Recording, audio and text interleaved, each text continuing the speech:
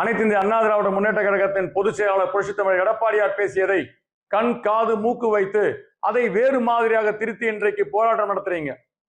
இன்றைக்கு தமிழ்நாடு காங்கிரஸ் கமிட்டி தலைவர் செல்வ பெருந்தகை கட்சியை திராவிட முன்னேற்ற கழகத்தின் அடமானம் வைத்தது போல செயல்பட்டுக் கொண்டிருப்பதாக உங்களுடைய கீழ்மட்ட தொண்டர்களே பேசுகிறார்கள்.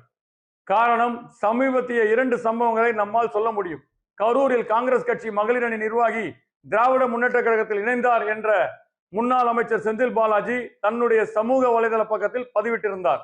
கூட்டணி தர்மத்தை மீறுகிறது திமுக என்று காங்கிரஸ் கட்சியின் அடிமட்ட தொண்டனில் இருந்து கட்சி நிர்வாகிகள், மகளிர் அணி கரூர் எம்பி ஜோதிமணி என பலர் திராவிட முன்னேற்ற கழகத்தை விமர்சித்தார்கள், கண்டனம் தெரிவித்தார்கள். ஆனால் ஒரு கட்சியினுடைய தலைவராக இருக்கக்கூடிய செல்வ பெருந்தகை இந்த விவகாரத்தில் வாய் மூடி மௌனம் காத்து வருகிறார் என்பதுதான் உண்மை.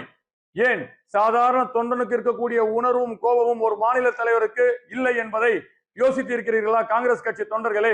இன்றைக்கு எடப்பாடியார் மக்களை காப்போம், தமிழகம் மீட்போம் என்ற பிரச்சார பயணத்தில் அடிக்கடி கூறி வருவது போல திராவிட முன்னேற்ற கழக கூட்டணி கட்சிகளை காலி கூடாரமாகிவிடும் என்று அதுபோல தான் இன்று கரூரில் கூட்டணிக்கு இருக்கக்கூடிய கட்சியினரே திமுகவில் இணைந்து வருகிறார்கள்.